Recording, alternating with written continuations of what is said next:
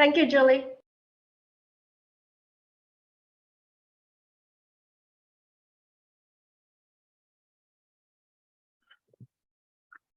Good morning and good afternoon, wherever you are in Asia Pacific region, or for that matter, anywhere in the world you are today. Thank you for joining us for this very exciting webinar that we're very pleased to be presenting.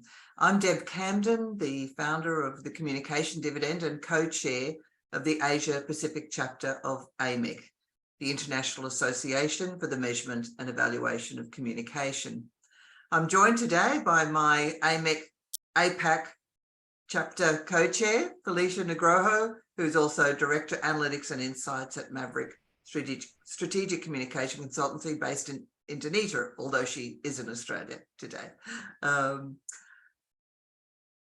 It gives me great pleasure to be co-hosting this webinar where we're going to showcase measurement and evaluation for client success from our most recent APAC chapter winners from the AMEC Global Communication Effectiveness Awards, which were announced on November 17. So very, very recent. So we're delighted to be joined today by three very talented award winners. We have Amrita, Sidhu, Managing Director of Medianet, Australia. Hey, Amrita. We have Jain, the founder of Iexadia, based in India. And we have Miki Lai, Senior Strategist, Asia Pacific for Golin. Welcome all, and thank you for being willing to share your insights as part of APEC's Measurement Month initiative, where we're aiming to help others learn from your insights. We'd also like to acknowledge another of our APAC award winners from Iexadia, Philippines, New Zealand and Malaysia, who weren't able to join us today, but we're thrilled that there's been such a great reward to APAC practitioners in this year's awards. Amrita, Harsh and Mikki will be sharing a brief overview of their award-winning cases across four of the categories, including Best Crisis Comms Measurement and Reporting, Most Effective Planning, Research and Evaluation for Asia Pacific, Most Effective Planning, Research and Evaluation in Public and Not-for-Profit Sectors, and then also Most Effective Planning, Research and Evaluation of a Diversity and Inclusion Program. So strap into your seats, it's going to be a really fascinating session. We'll follow their overviews with a conversation around the challenges they faced, the lessons they've learned, and be available to answer your questions. Please put your questions in the Q&A area and we'll address them towards the end of today's discussion. And to help our panelists, please let us know which part of the region you're in, as well as the type of organisation you represent, whether it's agency, in-house or non-profit. So that's enough from me. Let's get this started. Amrita, could you tell us a bit about your case study that you're sharing with us today? Thanks, Deb, and big thanks to you and Felicia for hosting today. And congratulations, Miki, Harsh, and also the Iexadia team for your success at this year's AMEC Awards, but also congratulations to everyone within the APAC region that was shortlisted and nominated. So it's really fantastic and, privileged to be part of such a stellar group. And Deb, thanks for that introduction there. So I'm going to talk to you about one of our award-winning entries specifically, and it's about one of Australia's largest federal government agencies. It's called Services Australia, and Services Australia is responsible for facilitating healthcare, welfare, disability and parental payments and services to the entire Australian population, so 26 million people. And, most of us engage with Services Australia in some way, shape or form, at least on a weekly or a monthly basis. Now, they've been a client of ours for a really long time, over a decade now. So we know this client pretty well. Earlier this year, something quite devastating happened in Australia, where there was a natural disaster, a once-in-a-100-year flood in kind of northern part of Australia, so Queensland and northern New South Wales. There was over $2.5 billion of damage that was caused, and very sadly, 22 people lost their lives. Now, during this period, for a government department, for a government agency like Services Australia, being able to effectively communicate your response is absolutely vital through this kind of crisis period. And, you know, there was a lot of commentary, a lot of noise out there. Their coverage was up 40% year on year, and the Services Australia team could see a bit of a decline in the coverage that was related to the proactive and key messages that they were trying to put through as part of the flood relief.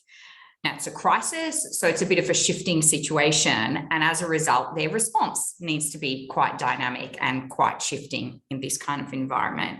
So it was more important than ever that our analysis, the great work that our Medianet Insights team does week in, week out for this client, it really cut through all that white noise and focused on the crux of what the media team could actually influence and adjust with their communication.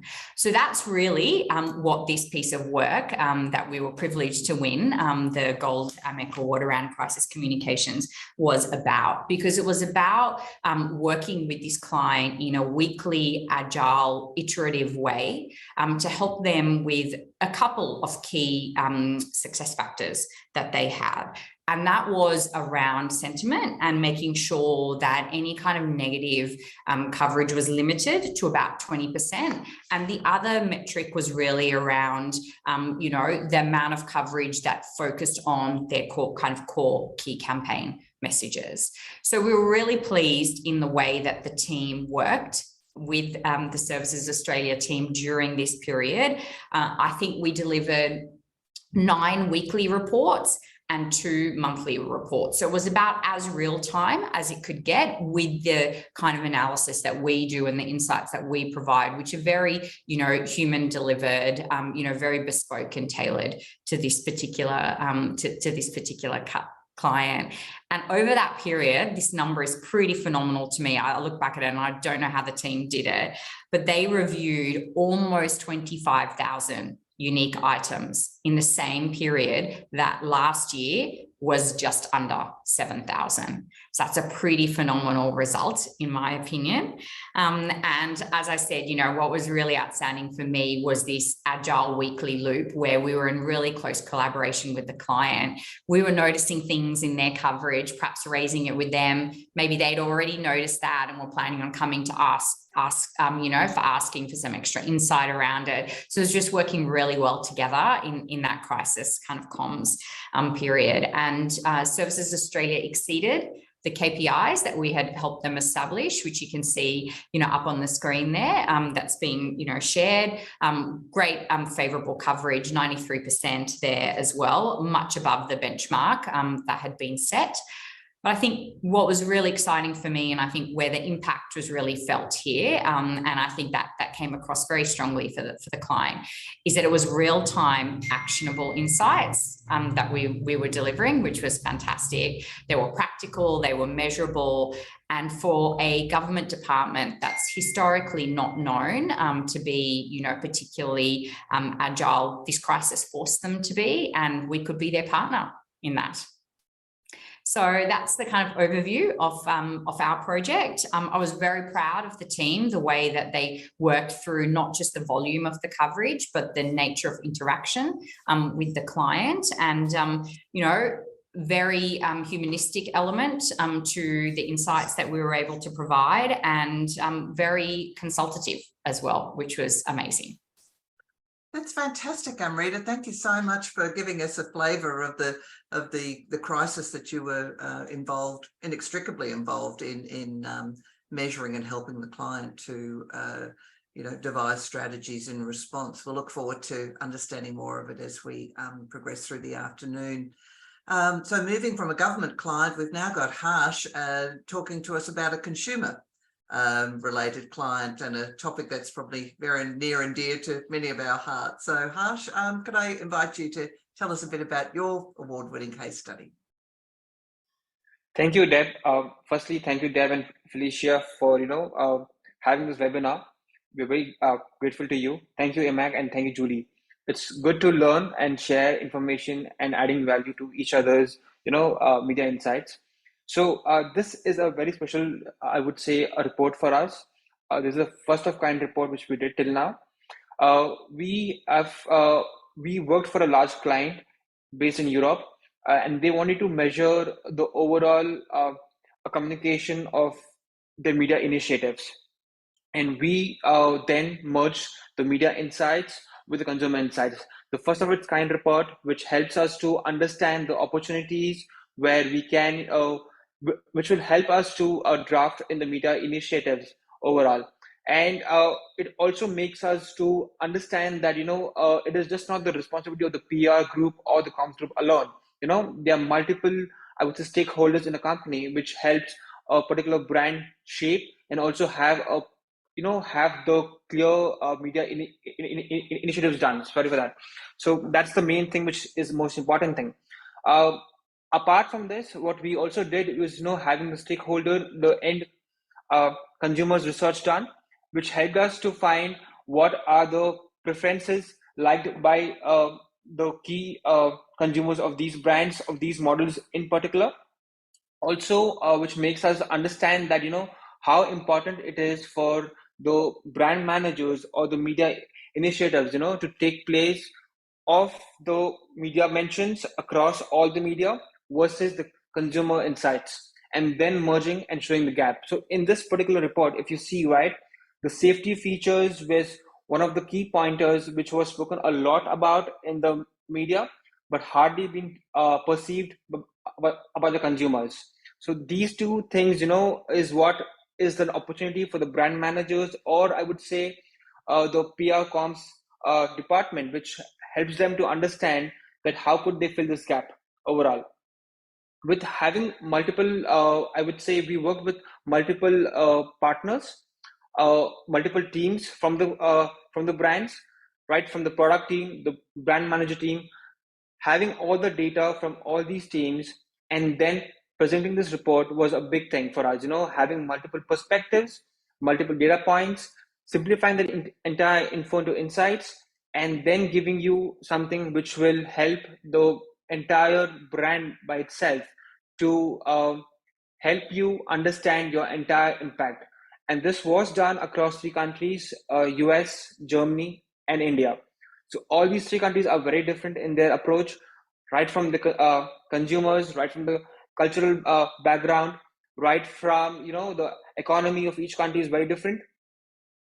Having 3 different countries, 3 different models, and 3 different languages, that is one thing which excited us, to make this report even more special for us. It tells us, what can work in Germany. Not necessarily it works the same thing for India or US. How different are the consumers in the US? How different it needs to be done, the media initiatives. So if you see if you see the brand initiatives by these 3 brands, in the last 1 year, they have shifted now. So they have evolved now, saying that, the initiatives done by each of them is very different.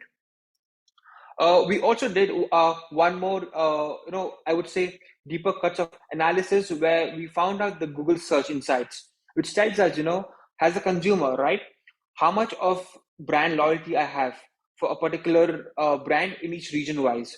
So we found that, Mercedes-Benz has around 5% share across the entire automotive search in Google across the globe. And that is what made us understand that how important it is for a brand to invest on the media initiatives in, I would say, in digital front, in PR, in comms. So it was a team effort, having multiple team, 2 different multiple partners where we worked with for them for the insights and research. We also had internal team which helped us creating the entire workflow, which says how to measure the impact and what can be done next step.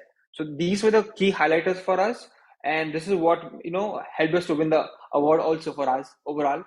So the brands love this report. So we are gonna do this thing for them every 6 months once is what we're looking for this report. I think this is for now. That's it. Oh, you've got me very excited there, Harsh. I love the idea of how you had multiple dimensions that you are having to look at across country, across cultures. So that's something that we can certainly talk a bit further about today. And last but by no means least, really pleased and delighted to be able to introduce Mikki, who's from Golin, Asia Pacific, and like Amrita, her company was award winners in 2 categories. But over to you, Mikki, to tell us a bit more about your case studies today. Great. We just heard about crisis and measuring for brand. I'm going to take you to another dimension where I'm going to talk more about how the 2 campaigns we won, which are more about like social issues. So yeah, first of all, thank you, everyone. It's actually my first time doing this with AMEC. Really excited to do this. I'm Mikki. I'm the regional APAC strategist from Golin. And then I'm going to talk about 2 campaigns that we won, which were actually interestingly both about fighting injustice for marginalized people. So the first campaign being maybe that before I carry on, we can show that visual so we can get that, impact that we're going to talk about. So the 2 campaigns, interestingly, are all both about driving change. And then first campaign was really from our internal DEI committee campaign that we did for Golin. And it was in China, helping to, increase representation for transgender people in China, because they represent the population, about 4 million population, which to give you a context, it's about 80% of Melbourne's population. So it's actually quite a huge group. But yeah, they are not really that, represented in the society, embraced in the society at the moment. And worst of all, they are even bullied. Transgender people in China can be cut ties from their families, get rejected for jobs. Every time they go to the restroom is like a mental mental challenge to them.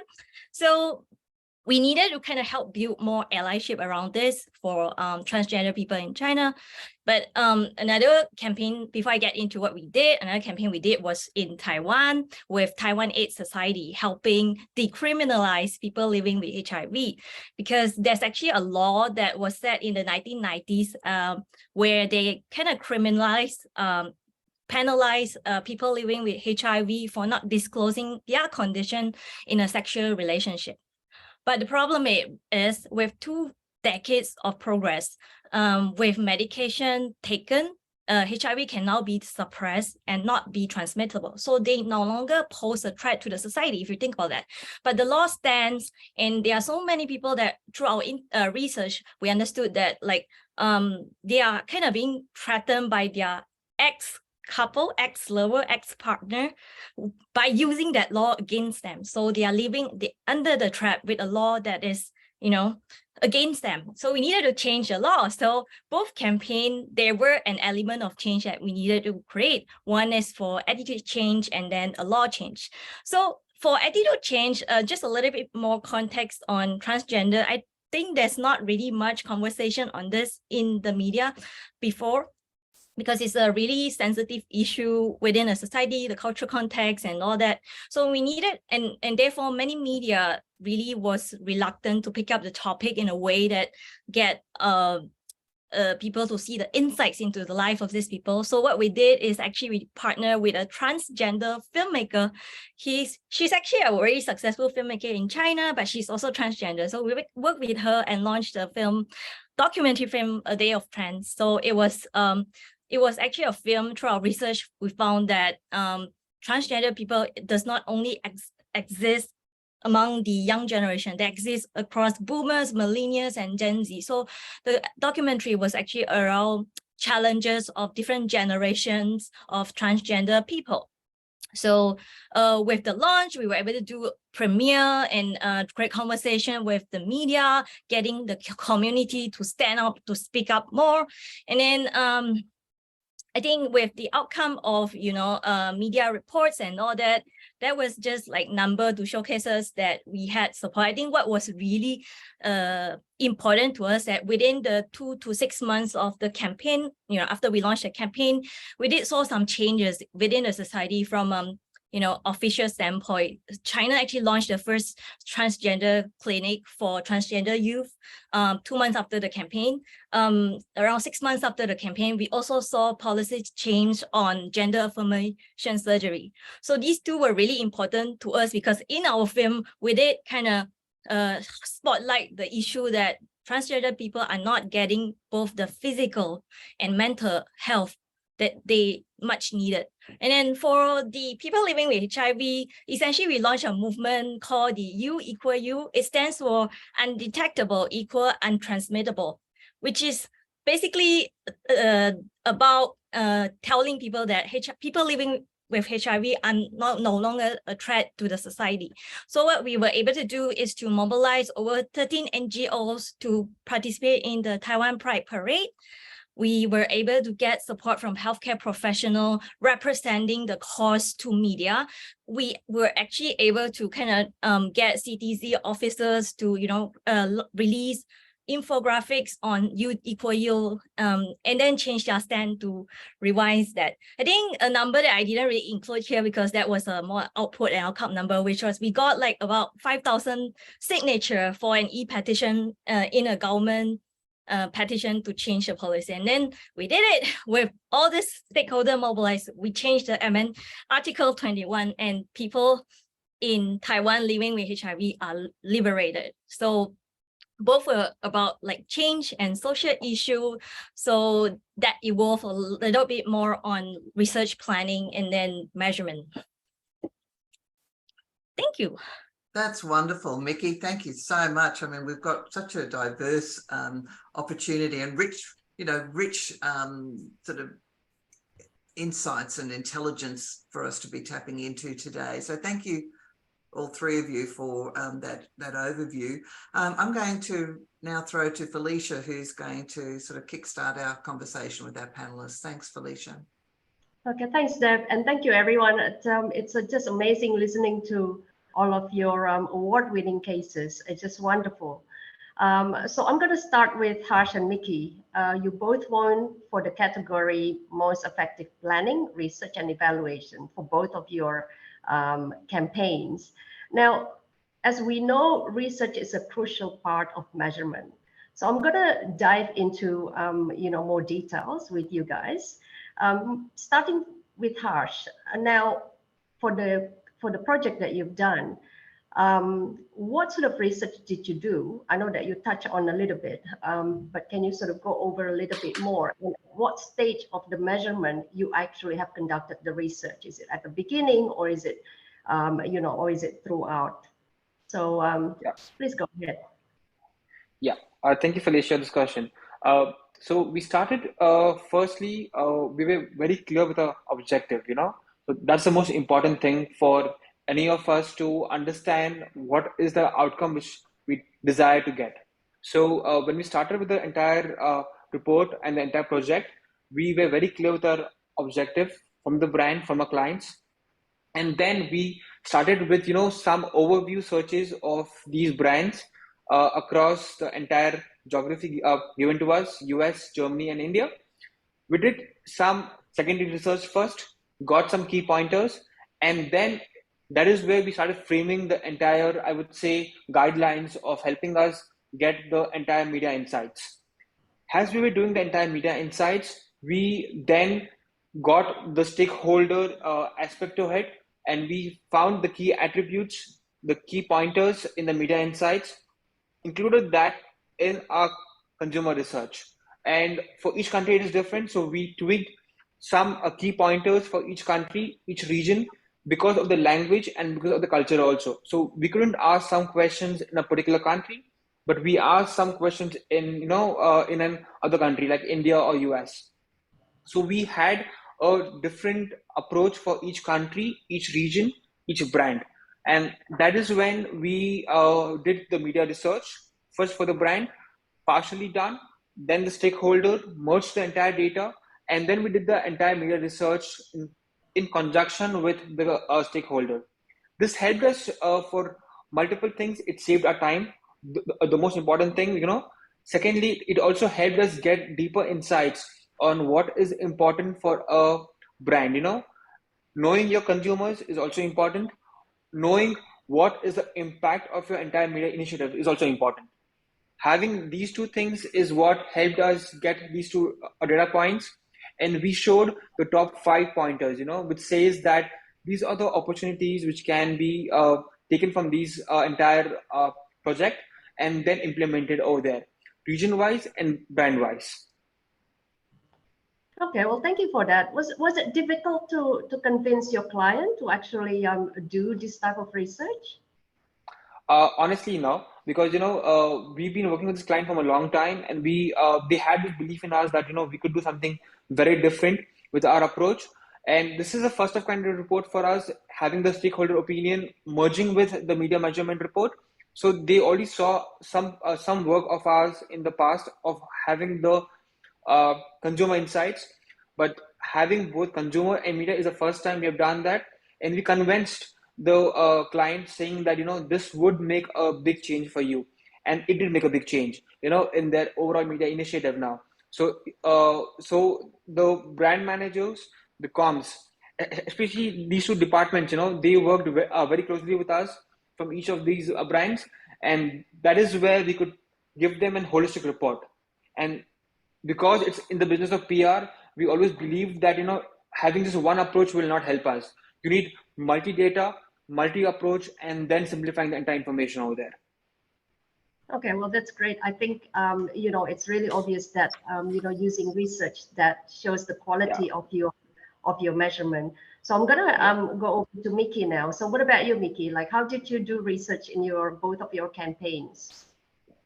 Yeah. I think the difference here is that we are doing a campaign, right? So every campaign starts from, especially a campaigns that is aimed to drive change. Change start from understanding. So for us, every time we launch a campaign, we always start from understanding. And then in Golin, we always say it's a 3C that you need to understand your consumer, your context, your culture. So in the context of social issues campaign, you always need to first understand the environment, what kind of legislation limitation you're working with. So that actually took us time reading through court cases, the law and things like it was actually more qualitative than quantitative, but to understand the limitations that we are working with and also the media environment that we are in.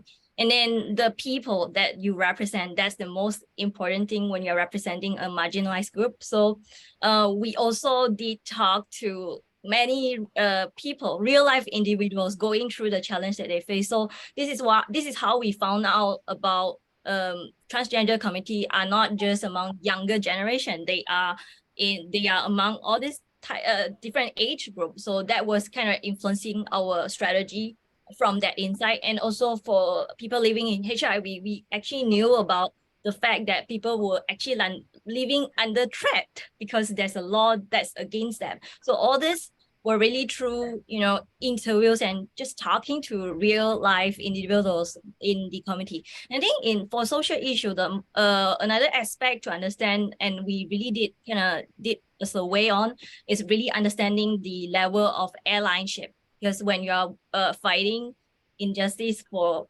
marginalized people, you always need allies. So things that we did, including monitoring the conversation towards the issue that we were representing. Were there hostility? Were there apathy?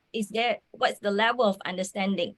So for the HIV campaign, we also actually did a survey to understand what's the level of understanding towards you equal you, which is how many people actually do know that HIV is not a threat to the society. So we were able to know that it was only like 30% in Taiwan. So that was a huge education gap to fill. And then apart from interview, social hot topics and the way talking to allies is also another way to do that. So I would say from our perspective, it's a combination of different qualitative and quantitative study to help us to have a full picture of what we are working on with for this marginalized group of people. Wow, that's really good. Thank you for that. I think both you and Harsh have highlighted the use of research both quantitatively and qualitatively.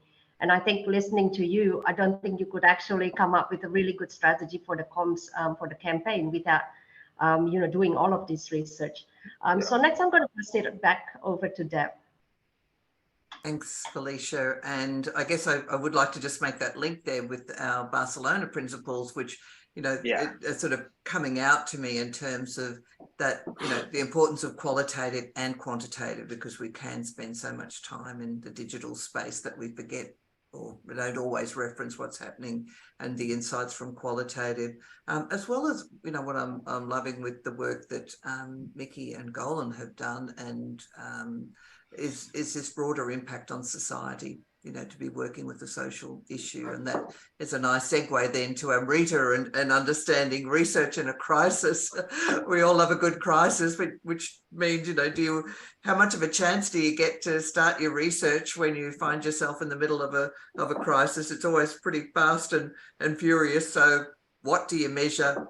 When do you measure it? How do you catch up?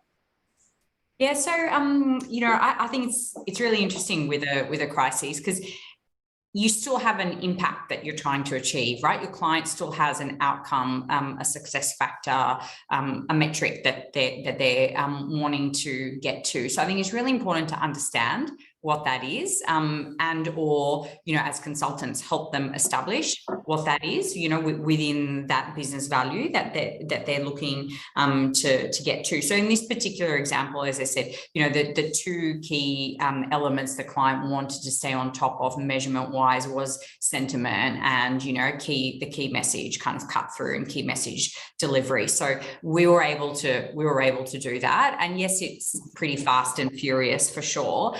But if you work really collaboratively with them to understand, what is the success that they're looking for, it does make that research and that measurement piece really important.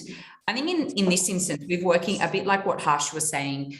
They've been working with that client for a really long time. We've been working with this client for over a decade. So we know this client really, really well. There's a degree of understanding and in commercial kind of intimacy with this particular client. And because it is a government agency, it's really important to understand the difference at the working level when you're doing both the quant and the qual analysis, to understand what is related to the service delivery that this agency is responsible for versus what is related to policy, right? And that's not just something you kind of research overnight. That comes from IP and having worked with this client for a really long time. So I think that's something our overall team that works with this particular government agency does really well. And then obviously over the course of the crisis, there's a degree of like planning and research that's kind of going on, on a weekly basis in collaboration with them. They, like Harsh's client, are quite sophisticated, so they have a really strong understanding of the measurement space, how this piece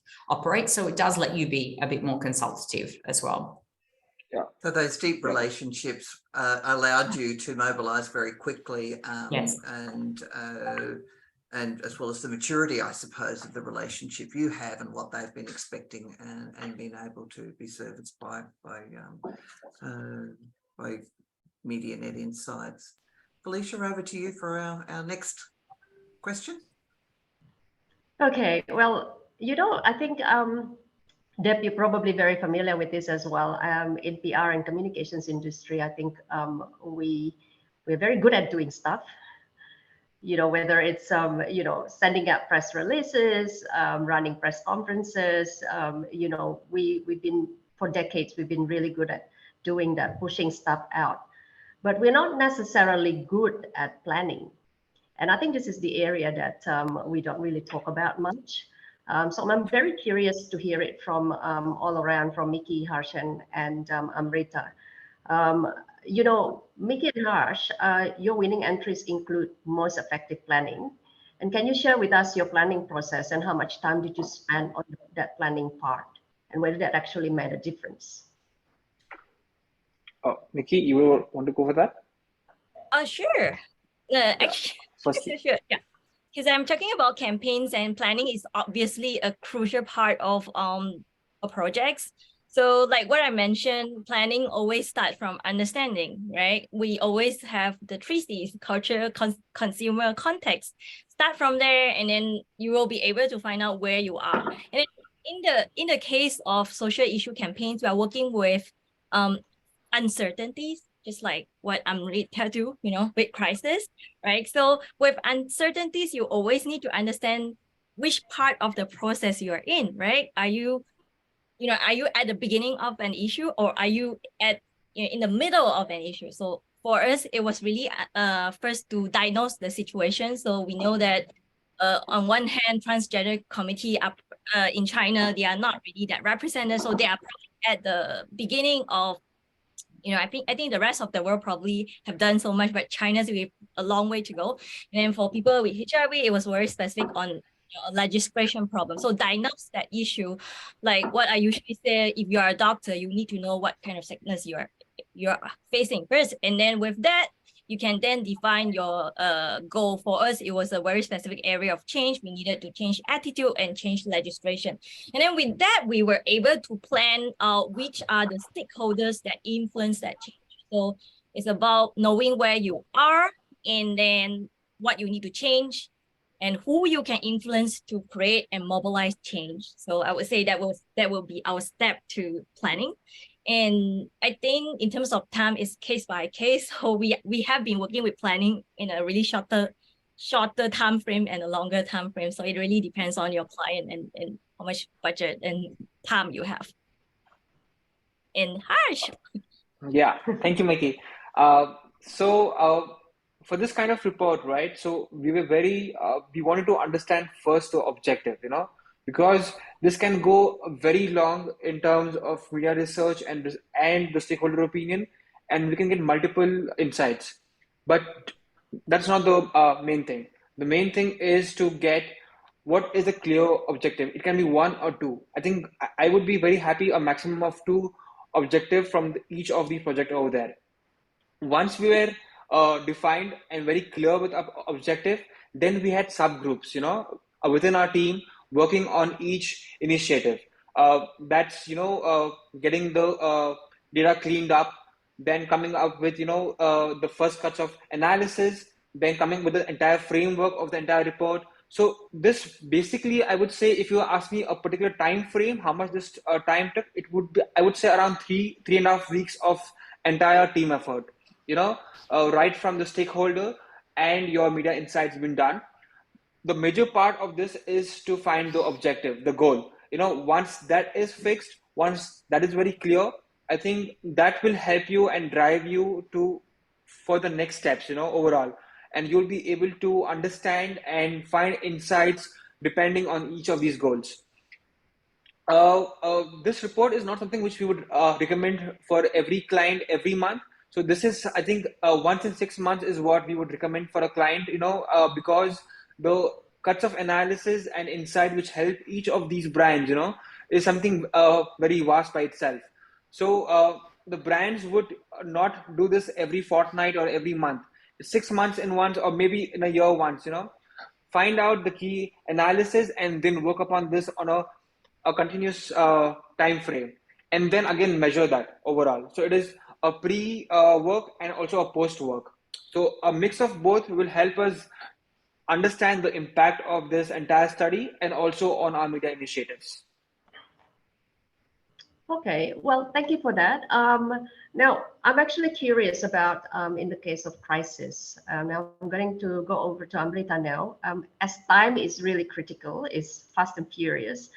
Did you even, plan before you start measuring? So how does the planning comes into this? In your case? So I might come at the planning question from two different angles, if I may, if that's okay. So I mentioned that this government agency had almost 5 times as much coverage as the same time last year, right? So it's a crisis. So I'd like to come at it from the internal planning aspect, as well as the, hey, what planning do you do with the client, or what's like some of the output that results in plans for the future. So one of the things that, I continuously remain really impressed with our team and how they do it. And this is the team that manages all the workflow and the day-to-day for the client. So that when you have a crisis, maybe some businesses do, but we certainly don't have like a team of spare people sitting around who can just pick up the extra 6x times work that's coming through for weeks and weeks on end, right? And so that involves obviously really effective resource planning, being very clear with your client about what you're delivering on a weekly basis, by when, managing, your whole client base through that. And I would say, that's a real showcase of this particular project, which is not necessarily something that we would talk a lot about in an award submission or something, but, the amount of internal planning that would have gone in those 9-10 weeks of this crisis, because it was an ongoing crisis, like 2.5 months of planning to make sure the client was getting value. We were getting through those substantially high volume of of coverage, and then making sure all the rest of our clients and all the rest of the work we do at Medianet Insights continues to go on flawlessly. So I think there's an element of internal planning, like literally with your team, workflow and resourcing, that can never be underestimated in what we do, be it in a crisis or in a campaign, or a bit more of a longer term sense that Harsh talked about just there. So I think there's that element of it. I think the other element of this particular showcase that I've been talking to you all about is, all right, so maybe in a crisis, your planning isn't as robust as perhaps Mikki or Harsh have talked about, right? Because there's not a campaign and you've planned for 6 weeks, and all of this is just something that's kind of come at your client.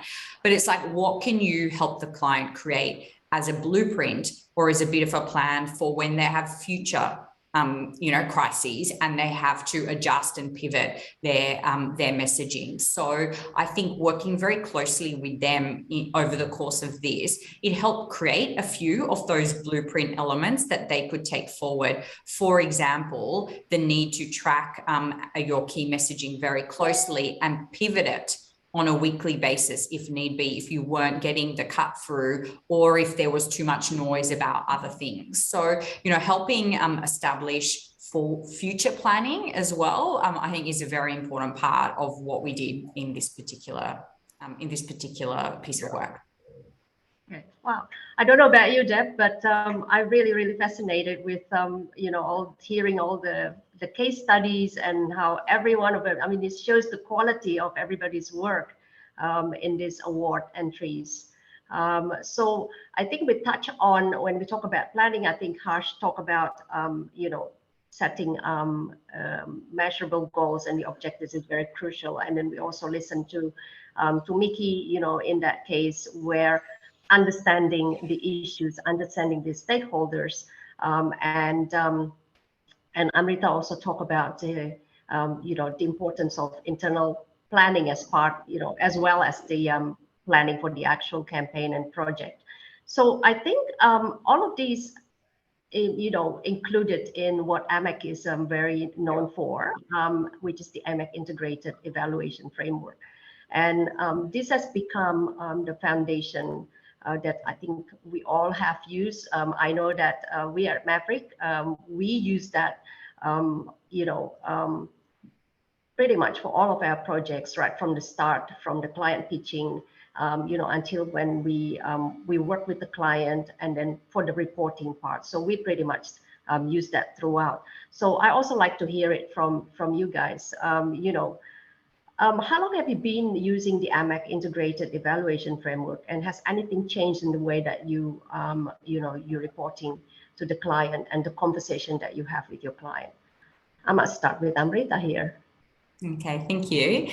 So, when it comes to how we use the framework, certainly the team follows the principles, very, very closely, and we aim to get through as much of the framework as we possibly can with, every client. Now, every project is slightly different in its nature, as those of you watching would understand. Some of them are one-off projects, some of them are ongoing, some of them are campaign-based, some of them are annual, some of them are weekly. So, it's a real diverse kind of portfolio of work we all do in this space, which is, I think, what makes it quite interesting and quite exciting. So, absolutely the team's very committed to following the principles and getting through that framework. I think, as you all appreciate and recognize, is that sometimes the clients just don't have all the data points available, right? And that means that you can't, you know, necessarily hit every point of that framework as well. And I think that's the nature and the nuance of working closely with clients and educating them on the importance of it.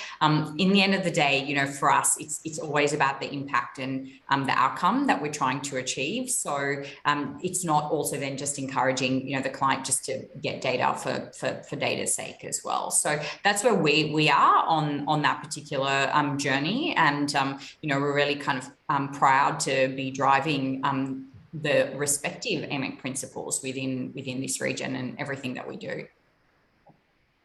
Okay. What about you, Mikki? We've been using the framework and Barcelona step principles since quite a while ago. So it's part of what we do, like just like all of you. I think the most important thing for us in changing conversation with clients is to get rid of AVE. It was the most, I guess everyone's been through that. And yeah, AVE was something that some probably more traditional client would kind of cling on it. We use it for like 10 years and then why shouldn't we use it? And then like having the framework was a good way to, you know, convince them. And then I think also another thing that was interesting is that we are able to now align interests of clients of different levels, whether they are just the PR manager or the executive, because probably PR manager, they care more about the output, outcome, and executive, they really care about business impact. So marrying those together was really, I mean, really good in, you know, kind of aligning them internally. I think from our internal point of view, I think the framework helps us simplify our reporting process and the way we think about reporting. And we are also now using this in more niche categories like social issues and like new niche area, which which is almost like a guideline for us every time we are working on something new, you know. So I think it's amazing that we are all talking about this, sharing about how we use this. So yeah, I guess Hash, what about you? Yeah, so we had this opportunity to use the AMEC framework from the very beginning itself. So, you know, and it has been very helpful for us to understand the overall, I would say, objective, the output, the outcome, outtakes, you know, the key activities being done. So it has become a part of our work now, our work culture by itself.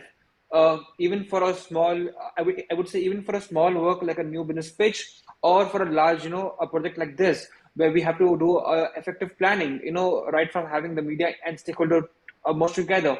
So these two, it has been a very helpful for us in every aspect of it. At the same time, also the output of this entire, after using the entire framework, you know, has helped us give more, I would say, clear insights, and insights that actually matter to a brand manager or to the media manager.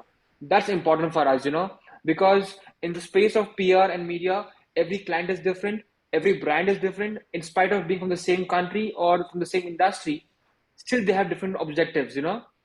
And this framework helps us to give a clear insight, and the output, you know, the end result is very fascinating, you know. Every client has that clear image, I would say, a clear picture of what they are getting from this report and how it is helping them overall in the media space of their brand. Yeah, I love that, Harsh, if you don't mind me kind of adding in on that, because I think you're absolutely right. When principles or frameworks become part of the DNA of what you and your team do, that you're not consciously actively thinking of it. Have I applied the framework? Have I applied the Barcelona principles? That's what you want, right? That's what success looks like from an operational kind of point of view of being part of this community. So yeah, I think we all, probably all three of us on this panel, and I'm sure even Felicia and Deb with their respective businesses would be like, it's just part of the DNA of what we do. So, you know, I don't think anyone's got a checklist. I know I certainly don't at the end of a proposal or a pitch. Did I follow this check? It's like, it is just part of what we do, right? So I think there's that absolutely aspect of it. But then, yeah, it is, like I said, for me, I've said it a couple of times, there's nothing more important than what's the outcome, what's the business value that we're trying to deliver. And these frameworks and these principles, they help us get there, but you've got to understand what the client wants to achieve and then educate them a little bit if they need to as well. Yeah, I think you're absolutely right there. I think we pretty much now, we've been using it for quite a number of years now, and we don't think about it. We don't sort of like, using it just, as a reason to tick boxes. I mean, this is part of our DNA. This is what, good communication, a success looks like. If you, I think you all mentioned about having the clear objectives. I think that's very crucial, and knowing exactly, what success would look like for each of this project, for each of the campaign, then pretty much like the rest will sort of fall into place. I mean, you'll be doing that without even thinking about it. Now, I'm just Miki mentioned something about ABE, and I think this is also an area topic that is quite heavily or very popular to talk about. So Harsh, I want to sort of like also I'm interested to see is the conversation on ABE still happening in your market in India? Honestly, it is still happening in with our clients and in market in India, in the APAC region also. And we are putting all efforts to educate our clients, saying that you have to come over AVE. The only reason why they choose AVE is because they get the dollar or the pound value of the overall investment done. But we have told them it is not only that, it is much beyond the AVE's value. You have to be very clear with the media impact score. So we have told them about having a media impact score, which will help you with more clear vision to get your goals done. Than having the AVs, which is not the right way. What I feel, I'm not sure about. I mean, please share me your point of view also. But as a group, I think we have to come up with a framework which can help us. Substitute the AVEs, which will add a larger value to the client's business. Okay, well, thanks for that. And what about, I know that, in Indonesia, the conversations on ABE is still happening, still taking place. And yes, it is part of the educations that we continuously, talk about having this conversation, having more meaningful conversations, trying to move our clients, thinking about the outcomes and the impact instead of just output. Now, what about in Australia, Amrita? Is that still the case? Do you still hear people talk about ABE? Yeah, to be frank, not really, which is good, right? That's a good thing. So I don't know if that's the nature of the clients we deal with, the great work the team's done to educate, or just a little bit maybe more maturity in this market compared to other markets in APAC. But it really doesn't come across in conversations with either current clients or new clients, even if they're the type that don't know a lot about the measurement and evaluation space. So I would say that's a great thing. I do absolutely agree with Harsh's point there, though, that if you take something away, you have to replace it with something, and we've done a lot of work and a Medianet Insights this year around a media impact score as well. So clearly we're inspired with the similar name for a metric, which I love. But it is about, okay, if we kind of encouraging and really pushing brands and organizations away from AVE, then yes, what are we giving them in return that shows maybe a numerical data point, ROI on that. And I know that, yes, so like I'm absolutely a proponent of value and impact and all of this, but if you take a metric away, you've kind of got to replace it with something else. So we've done that with our kind of media impact score. But yeah, I'm very happy to say overall AV is just, it doesn't come up in conversations for our clients or potential clients. Okay, well, that's really good to hear, I think. I'm going to pass this over back to Deb. Well, we've been talking about, some of the challenges in implementing, or in embracing, measurement and evaluation. And you're all in organisations that are very mature in terms of where you're at in adopting and embracing the integrated evaluation framework to be part of your DNA. But there'll be plenty of people on this call who are at the beginning of that journey. And so I guess I'd be interested to know from a sort of cultural transformation perspective, either from client end or your internal, employees and staff end, what have been the biggest challenges that you've had to overcome to get people to embrace this integrated approach to measurement and evaluation? We might start with you, Mikki. Yeah, I think probably the one key issue is that for major clients, for example, like, namely Unilever, big conglomerate clients, they usually have their different frameworks of reporting. So with different clients, there are different frameworks, and they can't really change that like this. So we kind of have to, keep educating, and I think one of the dream that I have is one day everyone would follow the same framework. Then we are kind of all aligned in the same understanding, and it will also be more efficient. And yeah, I think that's probably the biggest challenge so far, because some clients, they just have a framework that they stick to, and and then telling them to change their entire framework is a challenge. Yes, I certainly understand that. Yes, they give up their frameworks reluctantly. So what about you, Harsh? What's your experience in terms of the challenges to overcome in embracing an integrated evaluation framework? So I think, for us, the major challenge comes in time, so investing that amount of time, right from planning, right from, the research, right from your, I would say, getting multiple data points. Even that's a big challenge for us, So time and having multiple data points, merging from different sources, having that cleaned up and giving all those, I would say, actionable insights that matters to the brands.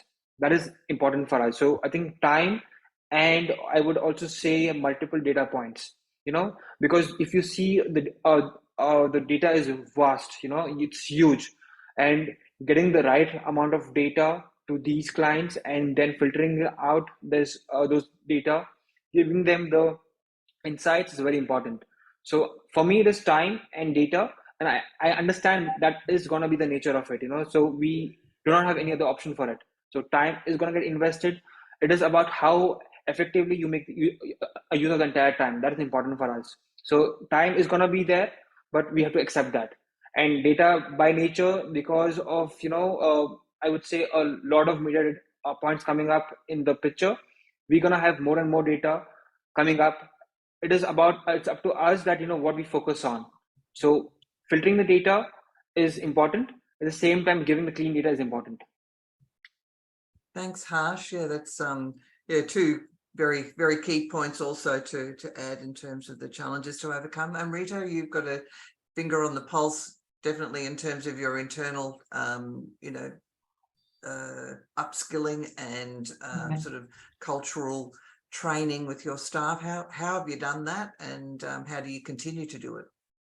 Yeah, and I think, so you posed the question as a challenge, and I think, I've always believed that challenge and opportunity are two sides of the same coin, right? So I'll look at it from the opportunity side. Maybe that's the optimist in me, but I think there's a great opportunity here for us across the board with all the resources and the tools and the trainings that AMEC makes available to make sure our people are up to date with the latest principles, the latest framework, all the latest training. And then when you have newer team members join as well, same thing, to make sure that you give them the time to pick up on Harsh's point, different kind of time, but you give them the time to, spend doing that and free up their time to learn and to come on par. So it does become part of the DNA of what they do, like we were all speaking about 10 minutes ago as well. So this, AMEC just makes all of that available as a member, and that's phenomenal. And those resources are out there. So the opportunity is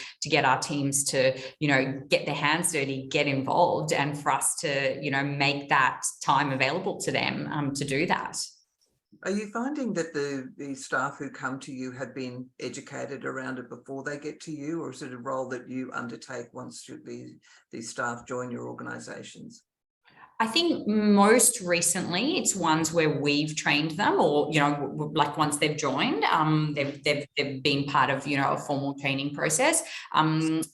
like most of our team members from the last 2 years have probably fallen into that category rather than, maybe our, long-standing experienced media analysts. But I actually quite like that diverse mix. I was completely educated on TikTok by one of our, media analysts based out of Melbourne last week. And,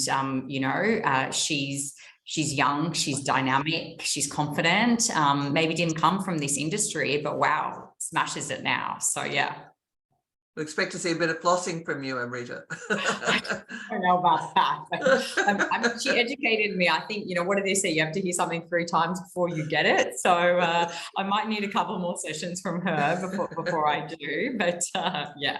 And what about you, Harsh? What's been your experience in terms of staff as they've come to you? Are they aware of the importance of integrated measurement approaches, or is it something that you are investing in your staff for them to learn the way that you want them to embrace measurement evaluation?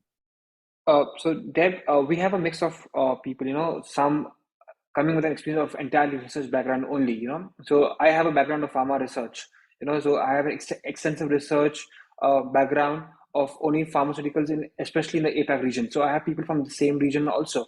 I also have freshers. I also have people, I am lucky to have people of diverse backgrounds, freshers, I have mid experience, I have highly experienced also.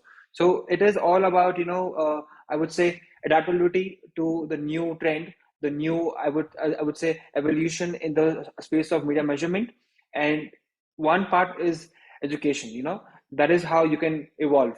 So we've been training since the last 1 year. We've been focusing on the new entrants, getting the basics right, the foundation strong, and with the experience, giving them opportunity to learn and evolve in their terms of media measurement.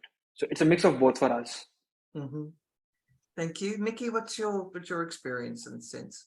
I'm really happy to hear both from Amrita and Harsh about the importance of diversity and different people, different staff working together, because we do, it's a two-way learning process, right? So yeah, and it's also part of how you are able to apply what we learn from AMEC to different area of expertise, like different categories of projects. So yeah, I'm all for, that not just having us senior people is training junior people, but also having different learning process from different people of different backgrounds. So that's something that I totally agree on. Wonderful, thank you very much for that. And now we're sort of getting down to asking you to sort of think about your award experience. And Felicia, over to you.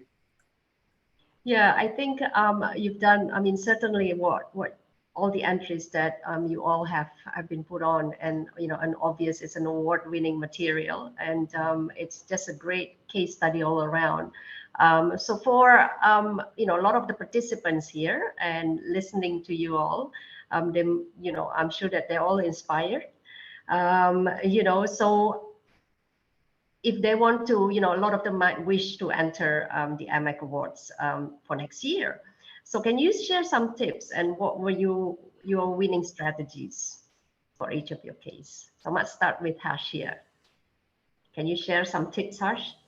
Yeah, so we were focused on the getting the process right, So it is about, like I said, always, from the very beginning, it is the objective, the goal. So if that is very clear, right, everything else will fall in place. That needs to be rock solid. Post that, when you work on those insights, it is going to come out the way it will impact the client. That's number one. Number two, focus on planning, the right planning. You need to have very clear cut planning, is that, what is that you want and how do you want that to come out. If that focus is there, that has helped us out a lot for us. And third and most important thing is, we always believe in giving you a holistic report. So it is about covering about multiple perceptions across multiple data points. So if you could match that, that has worked for us, and that is what has helped us to win this award for us. I'm not sure it would work for everyone, but what has worked for us, we would say that is having a multiple dimensional report. In the space of PR and media, you just can't have one dimensional approach. You have to have multi-dimensional approach. So that approach helped us out to give insights which is more clear, more impactful, and helped our brand, I would say, strategize their media entire initiatives over there. That's what Okay. helped us out. Okay. Well, what about you, Mikki? In our case, I would say be a storyteller, be a data storyteller. If that's about data, that's what we always say. Don't just be a data person, be a data storyteller, because we are in an industry of communication. So that's all about telling stories. And in our case, sometimes it's about solving problems. So make sure that you know your story and know the problem that you are solving. And I think one important thing that I always tell everyone, whether you are a data person or not, don't just measure your campaign after you finish your campaign. Plan your measurement before you even start your campaign. So that's actually one of the most important thing. And I think what we learned this time is that don't be afraid to use what the measurement to be applied in niche categories, because you might find it so much more useful than you thought. Yeah, so that's how I think that we were able to craft a submission that could win. Yeah, well, thank you for that. That's really interesting. You remind us all that storytelling actually matters, and how this all glue in together. Actually ties in back to the measurement, because how you measure will have an impact on the type of story and the type of problems that you're going to solve. So, what about you, Amrita? Can you share some tips?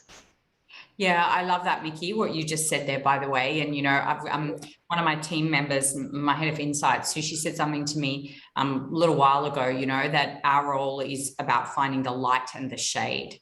And the data can show you what's there, but sometimes it doesn't show you what's missing. And that's where our role come in, as consultants, as analysts, as insights professionals, is being able to look beyond the initial brief and scope and, identify, what is the real value to the client? What should they be really aware of? What is actionable, be it in a crisis, a campaign, or, something bigger picture, longer term across, multiple countries as well. So, I really resonate on that story there as well, because there's a story in both the light and in the shade of what the data is saying to you. And I think the other thing there is, if you feel like anyone who's watching who's like, oh, I've done a really good piece of work, is it award worthy or not? Just craft your submission and go for it, right? Have confidence. If you feel you've delivered impact and value to the customer, and there's demonstrable impact you can identify, demonstrable behavior you can identify, I would say, go for it. It's a great experience just for your team to know that you've submitted their work for an award nomination. So I would just say have confidence, and there's some amazing work being done within this region. I'd love to see that next year we all win collectively and are shortlisted collectively for more than we were this year. So there's anything we can help you with at Medianet Insights, please reach out. And knowing how lovely Harsh and Mikki are, I'm sure they would feel exactly the same.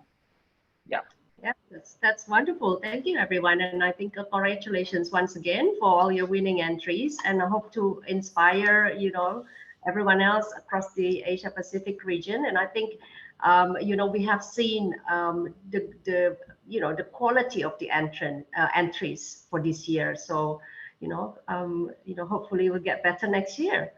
How are we going with time, Deb?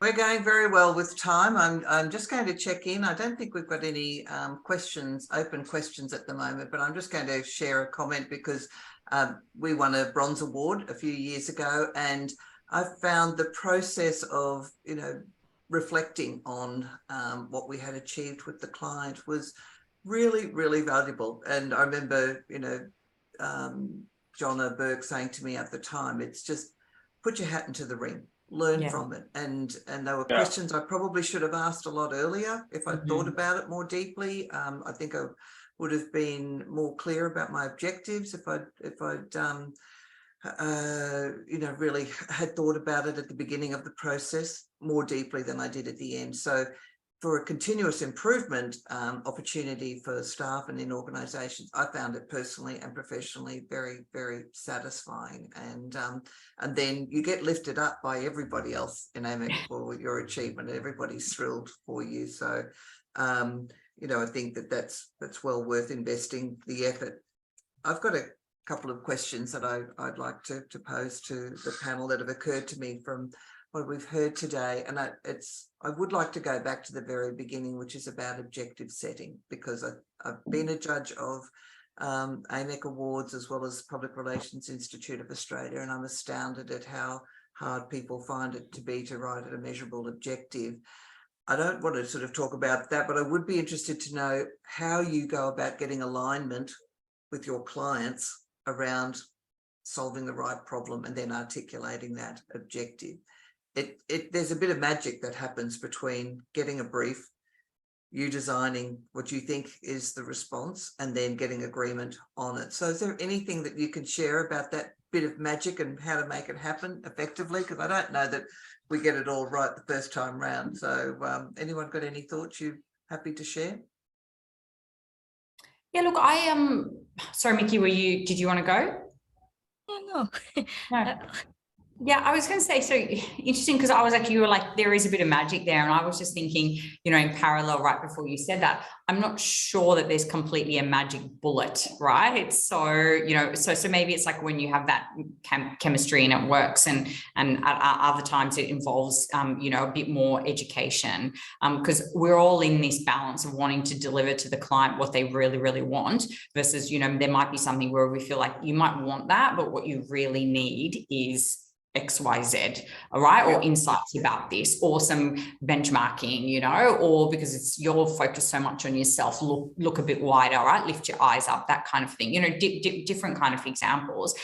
So I'm not sure that there's a perfect formula to follow, because every client is slightly different, every industry is slightly different, and I think it's a process. So it might not just be, okay, hey, I've got to get this right at the start. Let me start working with this client. Let me build that understanding of their work. Let me build that kind of relationship and, business intimacy with them, and let me evolve to that point, right? Where maybe after a few months or a year or two of working with them, we are in the right place, objective and measurement and impact wise. So I think there's, I'm, I guess, a bit of a believer of like, get them in and take them on that journey with you, rather than maybe trying to get them in at the right starting point as well. Yeah, interesting. Thanks, Amrita. What about you, Mikki? Did you have Yeah, I think I also agree with the fact that sometimes what they want might not be what they need. That's why I still believe in the fact that we have to diagnose the problem ourselves. So you will kind of help them to realize, like, this is what you think, this is what we found, and then you will be able to take them on that journey and eventually help them make the right investment, I would say, because they're gonna invest on something, right? In Golin in particular, we always take them through the journey, what we call customer journey, where we understand whether your problem is an awareness problem or an affinity problem, for example. So if your problem is an affinity problem, so how we solve that problem is not just about doing PR campaigns. It's more about things like campaigns on goodwill, campaigns that drive sentiment in media conversation. So that helps us to define what are the right investment that they need to make. So an example on how we work on planning, when we're not sure what to do. So take them through the process and let them realize that what they need the most is this and that. Oh, that's clever. So you sort of reveal it through that customer journey and having a conversation with the client. Almost like a workshop before the project. Yeah. Start the conversation early. Harsh, was there anything you wanted to add? So I agree with Amrita and Mikki, the same thing, it's about adding value and education, So the client would really appreciate that you genuinely care for them and genuinely add value.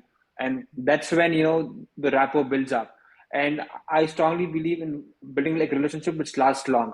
So, once you do that initiative, by adding value which matters to them in terms of the work professional aspect to it, they would genuinely care for you, and they would come back to you with your I would say assistance, and then you can add in more and more value and see how it can go forward from there on.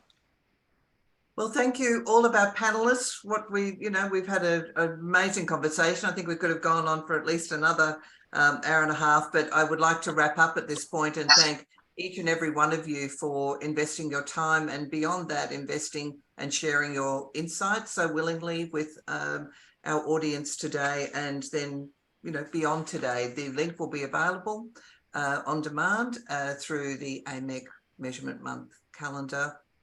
Harsh and Mikki are happy to share some of the summary of their award-winning submissions. If you would like that, please reach out to them directly, or myself or Felicia. Given the confidential nature of the case that Amrita has shared with us today, she won't be in a position to be able to share any further details, but we've been able to benefit from her insights greatly today. So in closing, on behalf of Felicia and myself, thank you very much for attending today. If you would still like to learn more, there's a couple of more days left in Measurement Month. We're almost at November 30, but you still do have 2 more days, as well as all of the free resources that are available anytime on the AMEC.org website. So with that, I will wish you all happy measuring and thank our panelists again. Thank you so much. Thank you, guys. Yeah. Thank you. Thank you.